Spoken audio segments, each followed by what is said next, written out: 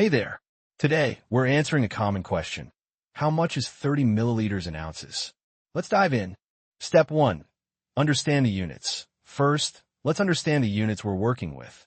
Milliliters, ml, are a metric unit used to measure liquids. Fluid ounces, FLOs, are an imperial unit, mostly used in the U. We're converting 30 milliliters to fluid ounces. Asterisk step 2.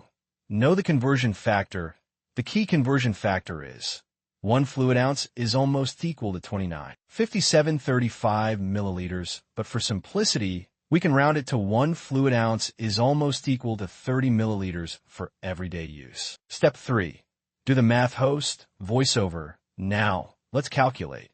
If 1 fluid ounce is almost equal to 30 milliliters, then 30 milliliters is almost equal to 1 fluid ounce. For a more precise answer, 30 milliliters divided by 29, 5,735, almost equals 1.014 FLOs, so 30 milliliters is about 1 fluid ounce. Asterisk for quick reference. 1 ounce works fine. And that's it.